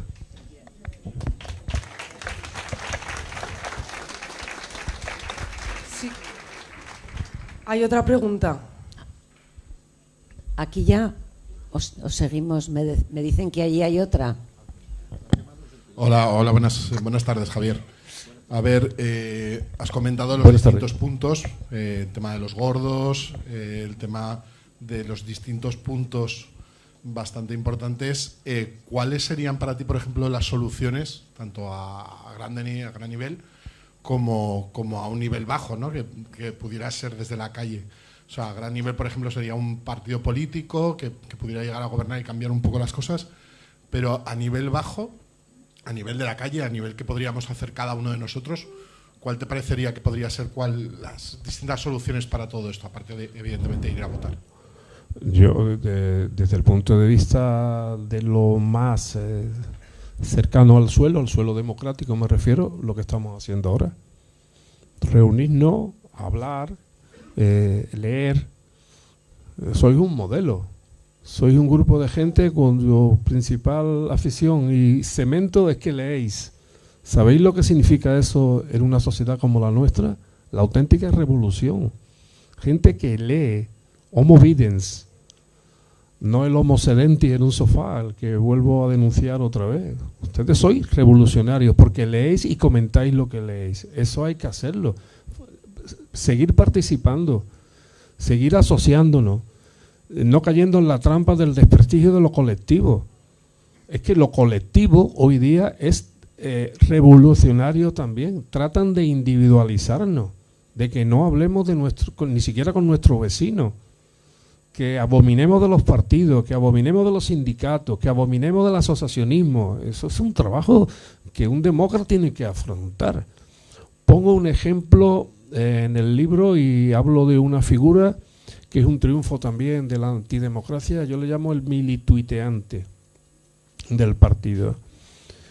Antes, los que éramos militantes de fuerzas políticas o simplemente de la democracia, íbamos a los mítines, hablábamos, pegábamos carteles. No digo a no asustarse, no vamos a salir a pegar carteles. Eso ya lo hemos superado. Eso lo hemos superado. Pero quiero decir que el militante luego llegaba a la hora del bocadillo en la fábrica, sonaba el pito y era sagrado reunirse. Y no había un líder político que quisiera ser progresista que su primer acto político en una campaña fuera ir a una fábrica. En mi ciudad, a la Renault. Ahora dile tú a un dirigente político que vaya a la Renault. Vamos, no quieren allí ni a tiro. Ellos sabrán por qué. Ellos sabrán por qué. Por tanto, todo eso hay que recuperarlo. Todo eso hay que recuperarlo. ¿Cómo se hace esto? Pues yo creo que con una estructura democrática fuerte. Y desde luego, lo fundamental, recuperar el que lo haya perdido, el espíritu crítico y el espíritu asociativo. Y el espíritu colectivo. No somos nada individualmente, creedme. Ahora juntos somos peligrosos. Y es lo que tenemos que hacer, por supuesto, votar. Por supuesto, votar. Y, por cierto, los que sean militantes, los que seáis, del partido que seáis, que tampoco me preocupa demasiado, sed también críticos en vuestro partido. Y exigir. Porque si la democracia consiste en votar una vez cada 4 o 5 años y después sentarnos en el sofá, estamos perdidos. Bueno, hay varias palabras pedidas aquí, ya pasamos a la gente que ha pedido la palabra aquí. Creo que la primera ha sido Concha, que ahora no la veo.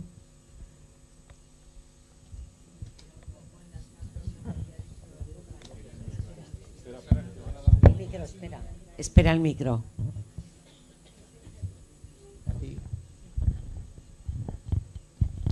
Era un poco enlazando casi con lo que ha planteado el compañero de la sala anterior, para que no nos pase y podamos revertir lo que pasó en los Pajaritos o en el barrio de Salamanca. ¿Qué hacer? ¿Qué tenemos que hacer? Nosotros ya nos reunimos, pero eso ya sabemos cómo estamos. Desde tu perspectiva de analista y de haber estado en la administración política muchos años, sí que has pensado en cuál sería tu propuesta de qué hacer. Bueno, creo que lo he dicho y por no repetirme exactamente lo sintetizo. No perder el espíritu crítico, participar, pensar que lo colectivo siempre es mejor que lo individual y participar cada uno en donde decidamos que nuestra aportación a la democracia puede ser más valiosa. Uno pensarán que es en el centro educativo donde trabajen, otro pensará que en el sindicato, otro pensarán que en su partido político, me da igual, pero en cualquier espacio de activismo y sobre todo no dejarse engañar ni seducir por la extraordinaria maquinaria de podredumbre que consisten hoy muchos medios de comunicación.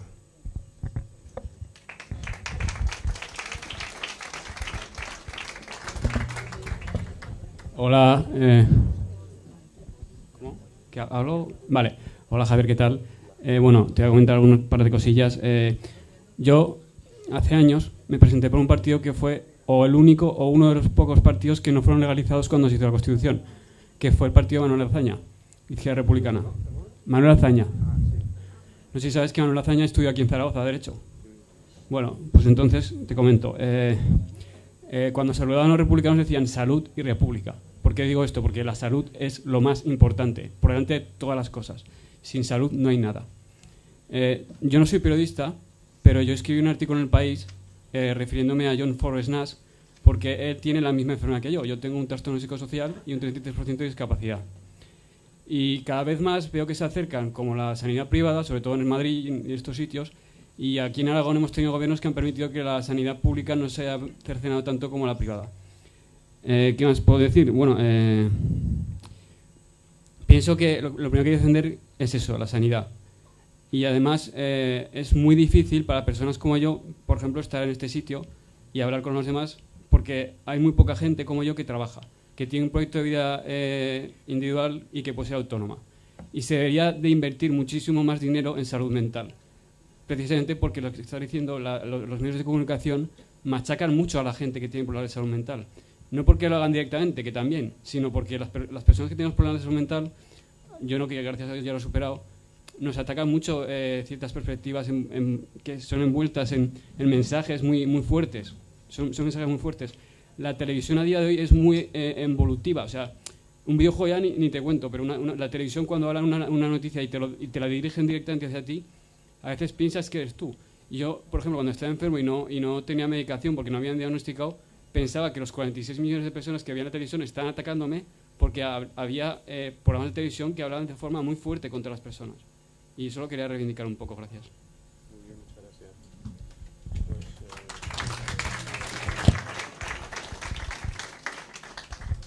Pues te agradezco tu intervención porque reafirma mis propias convicciones, ¿no? Aparte de mi solidaridad contigo mismo y con tu caso y con toda la gente que esté en una situación similar a la tuya, pero coincido en lo nuclear de tu análisis, ¿no? La salud. La salud lo estamos viendo todos los días. Antes he puesto un ejemplo. Ya sabéis lo que está pasando en Andalucía. Y parece ser, según el volumen de todo lo que nos llegan a través de los medios de comunicación, que se ha producido un fallo más o menos malicioso en una cosa muy concreta que son las mamografías. Mentira. Está fallando el sistema entero. Y que se irá viendo conforme vaya pasando el tiempo. ¿Y por qué falla el servicio entero? ¿Por un accidente? No. Falla porque es la consecuencia de la devastación de la sanidad pública por parte de una ideología conservadora que defiende la sanidad privada. Os voy a poner un ejemplo porque creo que lo puse ayer también en televisión, pero no me importa repetirlo, porque hay hombres también que han tenido cáncer de mama. Yo tengo la desgracia familiar de haberlo padecido. Pero fijaros una cosa con lo que está pasando ahora con las mamografías en Andalucía, que entre otras cosas lo que está consiguiendo algo muy útil para los defensores de la sanidad privada, y es crear desconfianza en el sistema y crear pérdida de la reputación incluso de los profesionales que se dedican a la sanidad pública. Si estuviéramos ahora mismo en una situación que yo espero que ninguno estemos, me incluyo yo, nos palpamos, cumplimos todo el protocolo que se nos indica para ver si tenemos algún indicio que nos lleve a solicitar que nos vea un médico. Si alguien se nota un bulto sospechoso, ¿qué hace? ¿Se va al Virgen de Rocío de Sevilla? ¿A que no? ¿A que busca 200 euros como sea para irse a una privada? Pues eso es lo que está pasando. Eso es lo que está pasando. Y, por tanto, nos corresponde a nosotros, a la ciudadanía. Así respondo de camino a otras preguntas que me han hecho antes. Los ciudadanos siempre somos los que mandamos. Pero ¿de verdad os habéis creído que no mandamos? Mandamos muchísimo. Pero si los ciudadanos no nos damos cuenta de que alguien está jugando con nuestra salud y además que lo está haciendo para enriquecerse ellos y enriquecer un sistema en donde hay una sanidad de amigotes. No sé si todos los móviles tienen el mismo algoritmo, se dice ahora, ¿no? Pero en el mío, desde hace 2 semanas, no paran de salirme anuncios de clínicas privadas oncológicas. ¿Casualidad o poca vergüenza? Por tanto, salud, fundamental. Si la sociedad, una sociedad democrática no garantiza su salud, a lo mejor la sociedad esa no merece la pena. Por cierto, no solamente salud, sino un techito, ¿eh? O sea, salud y una casa.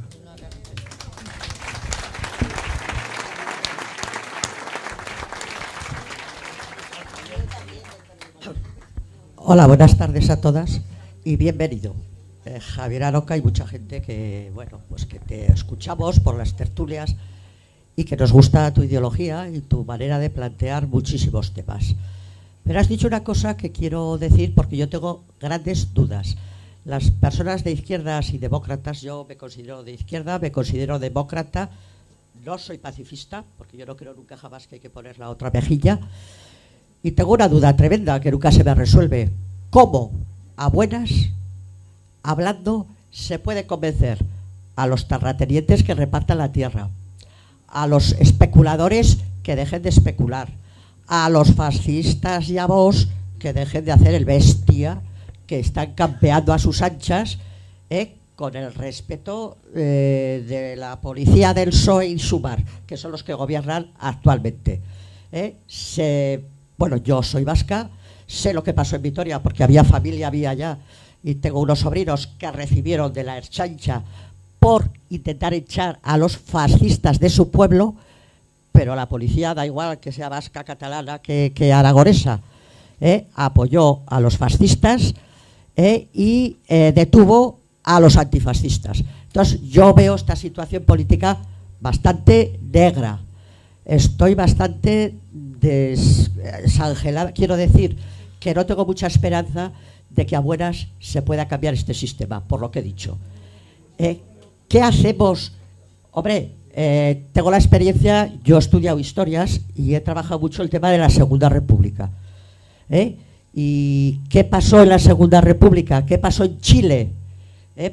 ¿Cómo nos podemos creer que la oligarquía, que los terratenientes van a repartir las tierras hablando, que la tierra va a ser para el que la trabaja, que las empresas van a ser autogestionadas por los que crean la riqueza, que son los trabajadores, no solo los empresarios? ¿Cómo hacemos ese cambio? ¿Cómo acabamos con este sistema a buenas? Nunca lo he visto en la historia y creo que es imposible, por desgracia. Nada más. Bueno. Hombre, tu pregunta es una tentación.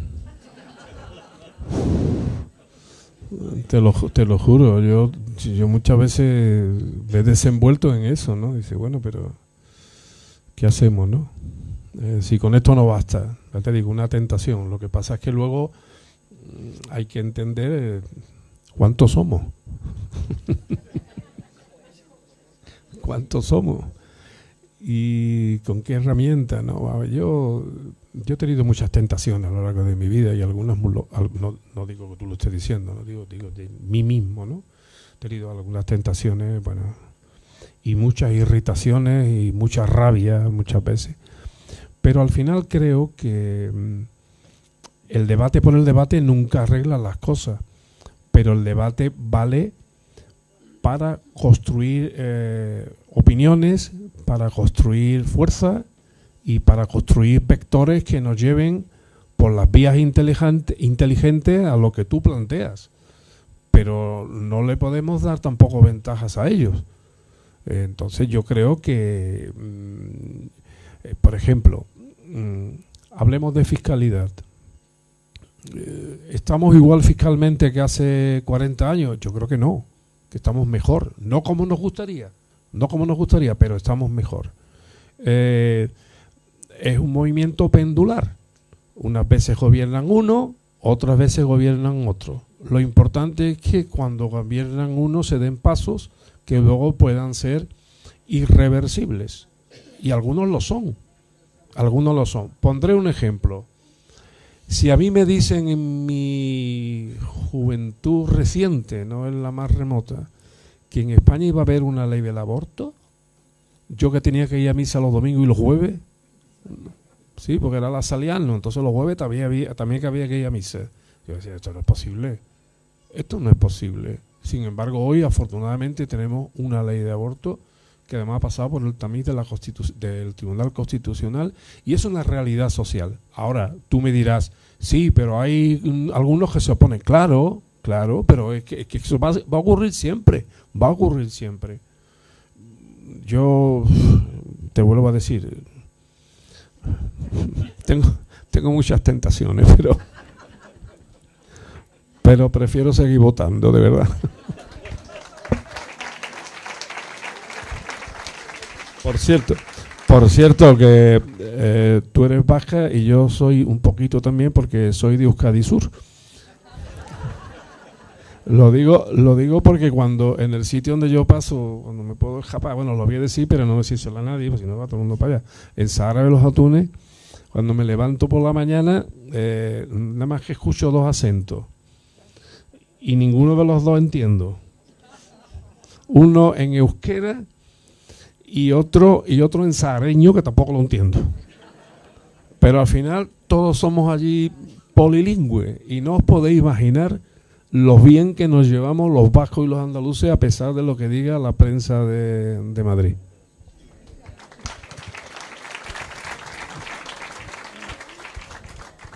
A ver, yo quería cambiar un poco el tercio. Antes os he hablado... Me lo estoy pensando. Yo sí que soy pacifista, pero a lo mejor hay que pensárselo, es difícil. Bueno, yo quería... Antes has comentado algo, la importancia de lo simbólico, con referencia a, no sé qué estábamos hablando, de la izquierda, que había que tenerlo en cuenta. Entonces ahora a mí... A la inacción de Felipe González. Eso. Entonces ahora a mí lo que me resulta más difícil con mis vecinos, yo vivo en un barrio obrero, estoy rodeada de... Y todo lo que está pasando y el discurso, lo que más me cuesta contestar precisamente es el discurso de lo simbólico. Es decir, la derecha no está ganando con el discurso de lo simbólico, con las banderitas, con que España se nos rompe, con que los catalanes, ¿por qué esto? Los vascos, ¿por qué lo otro? Porque luego a la hora de la verdad, los argumentos, cuando pides argumentos de lo público, es igual. Dice, no, esto es una mierda. Y yo creo que el discurso se nos va por lo simbólico y cómo podemos contrarrestar, porque yo a veces no sé contestar a ese ente que se imaginan que es España, que representa la banderita, que representa la tradición, que es algo a lo que cuando uno no tiene nada se aferra, ¿no?, para tener una identidad o algo por lo que seguir. No digo más, creo que se ha entendido lo que... Bueno, evidentemente es un territorio súper complicado convencer a los que no están ya convencidos de los valores democráticos y que se abrazan a elementos tan endebles como pensar que España es su bandera o que el patriotismo es una pulsera o cosas por el estilo, ¿no? O que España es una grande y libre y que los españoles, independientemente de donde seamos, tenemos el derecho a hablar la lengua que sea nuestra. Pero eso son cosas, todos valores democráticos. El problema es que algunos a lo mejor es que no tienen esos valores. O sea, yo hoy he venido en el tren desde Madrid y me ha tocado, gracias a la habilidad de los que me han despachado el billete, en un asiento de 4. Y venían 3 catalanes y yo. Como el chiste. Y yo digo, bueno, a mí no me molesta. ¿Por qué le molesta a la gente que los catalanes hablen en catalán? Yo es que no lo entiendo. No lo entiendo. O sea, ¿por qué? A mí pensaban que por mi cara no era de Sevilla y me han hablado en catalán y yo le he contestado en catalán. No pasa nada. Si hablo hasta árabe. No pasa nada. Y que yo qué sé, que a un catalán le gusta subirse unos encima de otros y en otros sitios les gusta correr delante de los toros y en mi tierra algunos, que no soy yo el caso porque soy un andaluz malaje, les gusta ir de romería al Rocío. Pues cada uno que vaya a lo que sea, pero eso nunca puede ser un motivo de ideológico, de entender. Yo no sé, a lo mejor soy raro, ya ha dicho antes mi amiga que yo soy republicano y federal. Creo en una sociedad federal de todos los niveles. Ya sé que no está de moda decirlo, pero yo me siento muy feliz con la diversidad. Soy muy feliz, muy feliz. O sea,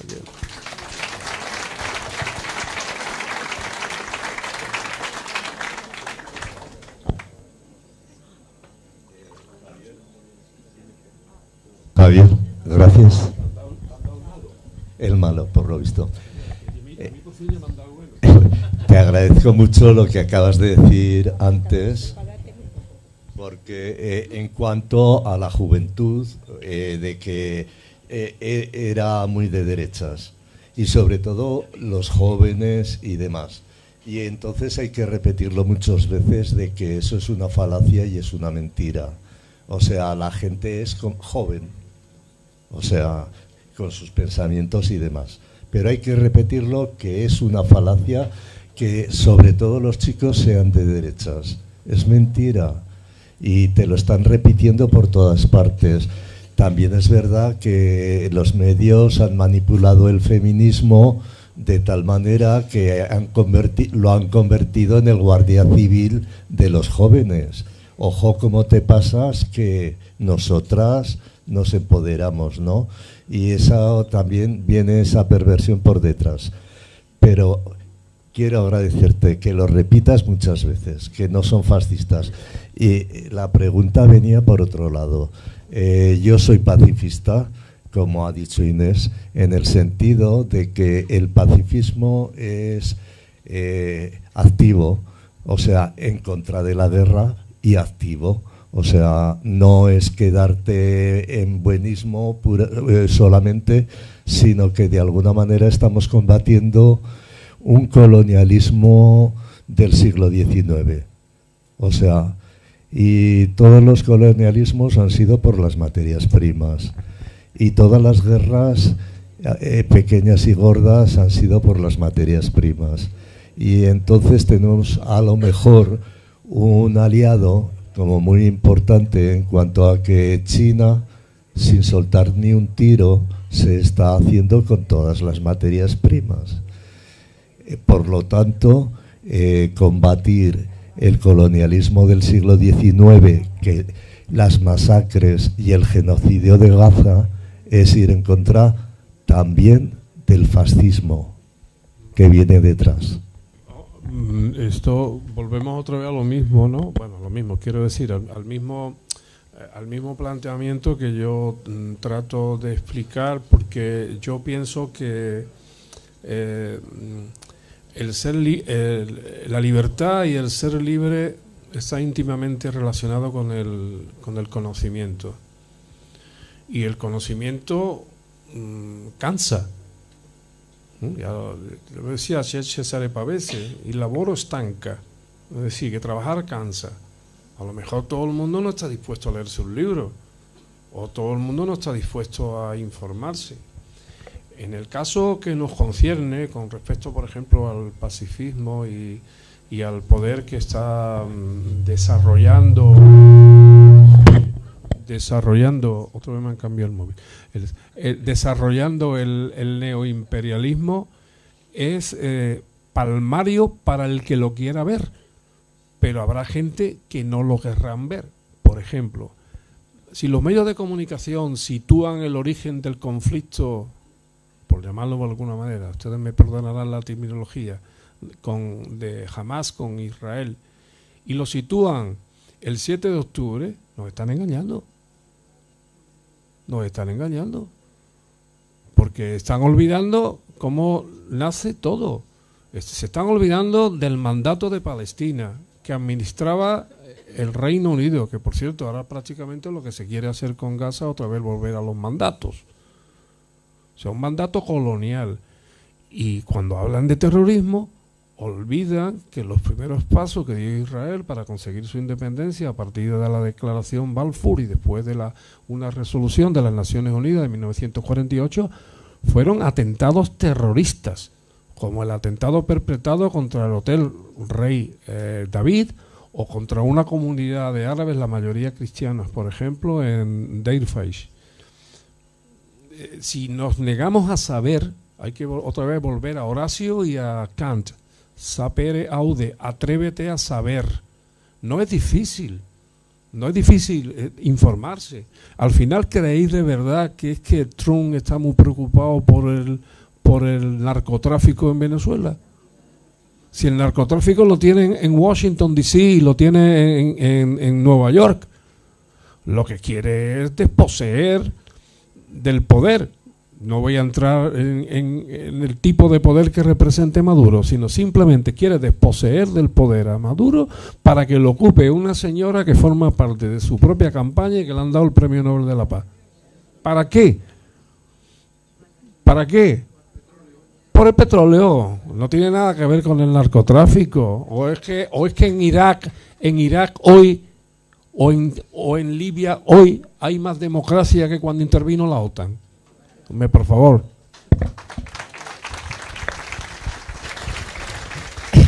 Quedan dos palabras antes de ir al picoteo, pero antes de dar las dos palabras que queda, deciros que la Asamblea por la Paz y contra las Guerras estamos haciendo una campaña en la que distribuimos, luego lo haremos, unas tarjetas dirigidas al ministro de Exteriores del Gobierno, a las que hay que poner un sello, en las que le pedimos todo lo que ya sabemos respecto a Gaza, es decir, el fin del genocidio, la atención respecto al tema de Cisjordania, en fin, bueno, no os lo voy a leer porque lo vamos a distribuir. Quedan dos palabras y acabamos. Buenas tardes, bona tarda. Como diría Concha Velasco, gracias por venir, que es algo que no hemos tenido la ocasión de agradecerte. Vender libros ya no es un negocio, así que realmente tu vocación... Es un negocio, pero para la editorial. Para ti no, así que no me cabe duda que tu vocación de estar aquí es la de compartir charla y debate. Como te veo optimista, me gustaría aportar un tema nuevo que no se haya tratado aquí. Te veo con capacidad de darnos e infundarnos de ganas de hacer cosas. Me gustaría alguna reflexión tuya posibilista, Javier, posibilista sobre el federalismo. Aquí está la Asociación Federalistas de Aragón, en Andalucía tenéis federalistas andaluces también, en el País Vasco, por supuesto, hemos tenido encuentros compartidos con cada una de estas entidades, pero estamos como estancados. Siento que no avanzamos hacia ninguna parte. Hay tantos federalistas como personas que nos sentimos federales y quisiera alguna propuesta tuya, viable y posibilista si puede ser. Gracias. Yo creo que el federalismo no solamente es posible, sino que es necesario en el Estado español. Lo que pasa es que es una palabra connotada por entre otras cosas, por la derecha tradicional, que es la de una grande y libre, y también por los temores de una parte de la izquierda, en la que tengo que situar necesariamente a una parte del PSOE. Os contaré una anécdota. Yo tuve que negociar el acuerdo de gobierno de mi antiguo partido, el PSA, con el PSOE en la primera legislatura que formamos gobierno de coalición. Llevamos un texto y en el texto aparecía muchas veces la palabra federal. No nos borraron nada más que federal. Lo demás lo conseguimos todo. Sin embargo, ha habido en el Partido Socialista iniciativas muy interesantes y poderosas para avanzar en el Estado federal, desde la reforma del Senado, propuesta en su momento, hasta luego documentos importantes como el documento de Granada y otros documentos que avanzan hacia el Estado federal. Lo que pasa es que luego nunca se da el paso. Y yo creo que el federalismo, que no deja de ser también un sistema complejo, porque no es fácil, pero ha demostrado en nuestro entorno democrático, que donde se ha establecido da soluciones importantísimas para la articulación territorial. Por ejemplo, la República Federal Alemana, por poner un caso solo. Podría poner otros muchos. ¿Qué haría falta? Pues yo creo que no es tan complicado. Yo creo que le temen más al nombre que al contenido. Por tanto, habría que profundizar en explicar lo que significa federal. Federal, lejos de lo que piensan alguna gente que piensan divergencia, es todo lo contrario, es convergencia, viene de foedus, es decir, de asociarse. Entonces, primero habrá que dar el discurso cultural, otra vez caemos en lo mismo de siempre, e ir profundizando y que la gente sepa lo que es el federalismo y que no le tema al federalismo. Pero en el momento que eso esté ganado, o por lo menos empatado, la solución constitucional yo no la veo tan difícil. Sería como, de hecho habría que prácticamente reformar solamente un título de la Constitución y algunos artículos, no todos. Y ahora tenemos, por ejemplo, hoy hemos tenido un problema que seguramente no hubiera ocurrido en un sistema federal, que es lo de la Comisión de Sanidad, en donde los representantes del Partido Popular se han levantado y han dado el portazo. Eso en un Estado federal no es posible. No es posible, porque tiene que haber una lealtad federal, lealtad institucional. En este caso sería cooperación horizontal. Perdonen ustedes, estoy utilizando una terminología a lo mejor un poco subida de tono, ¿no? Pero quiero, en cualquier, y por resumir, yo creo que uno de los problema más importante que tiene el Estado español, o que siempre está latente, que es el de la territorialidad de la forma de Estado, se arreglaría si tuviéramos la valentía de una vez por todas de que España fuera un Estado federal. En igualdad como son todos los Estados federales, porque cada uno tendrá sus peculiaridades. Yo no le voy a pedir ahora no voy a hablar de los catalanes, no le voy a pedir a los gallegos que aprendan a bailar sevillana, eso no tiene nada que ver con esto, lo que estamos hablando. Pero es verdad que Galicia tiene unas peculiaridades, que tiene derecho a defenderlas, ¿no? Entre otras, por ejemplo, su lengua, y que Extremadura tiene otras, que por cierto, ¿sabéis que Extremadura también tiene 3 lenguas? ¿A que no lo sabíais? Aparte del portugués, el castueño tiene lenguas que se hablan allí y que no tienen reconocimiento, aparte del portugués. Hola, Javier. Yo te quería simplemente decir que seguro que no te dan el planeta como a Juan, seguro. Entonces a mí me da mucha alegría oírte y verte todas las veces que puedo. Pero hay una cosa que me ha quedado todavía la duda de hace muchos años. Cuando, si es que es el libro famoso de las Cortes de Cádiz al tercer plan de desarrollo, yo recuerdo que cuando lo leí decía, ahí se empieza un poco la evolución de la lucha de clases, la conciencia de clase. Hablaba de que el obrero nunca había sido revolucionario, que todas las revoluciones siempre se habían hecho pues la burguesía y el capital. A mí eso me quedaba, durante muchos años me ha martillado porque no lo entendía, porque yo he sido de la clase obrera, sanitaria, y que ya he estado en la lucha, o sea, y estaré y seguiré hasta que... Y no lo entiendo, porque todavía hay personas que lo dejan muy claro. ¿Por qué dicen que los obreros no han sido revolucionarios? Eso no es cierto. Yo querría que me aclararan. Si os interesa el análisis de las revoluciones desde el punto de vista que tú estás planteando, recomiendo un historiador, ya advierto que es marxista, digo porque no voy a ser que es Eric Hobsbawm, y que hace un estudio muy pormenorizado de la Revolución Francesa, y efectivamente identifica y afirma, y yo estoy de acuerdo que la Revolución Francesa, aunque no lo parezca a nosotros, fue una revolución burguesa. Lo que pasa que hubo una dialéctica importante con las clases trabajadoras, con lo que entonces eran las clases trabajadoras, jacobinos por un lado, las sans-culottes, las mujeres siempre protagonistas, digo, para conseguir cosas buenas, y se consiguieron cosas buenas. Pero es verdad que las revoluciones, quizá la revolución soviética es una excepción desde el punto de vista de la variable que escogió, pero si se miran los libros, la revolución soviética se parece mucho a la revolución francesa, se parece muchísimo. Entonces, claro, ¿cuál es el papel que nos toca a los de abajo? Los de abajo, pues nos toca de nuevo movernos. Si es que cuando se produce la contrarreforma francesa en 1814, ¿qué dicen los burgueses?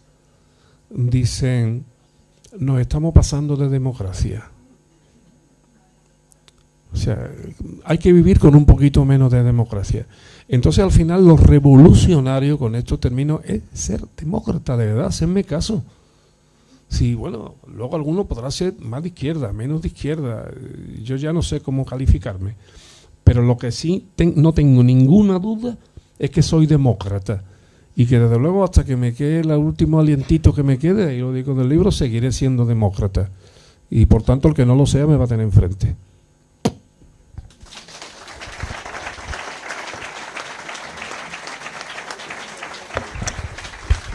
Gracias a todos por vuestra asistencia. Ya sabéis que en esta casa nos obsequian luego con unas croquetas.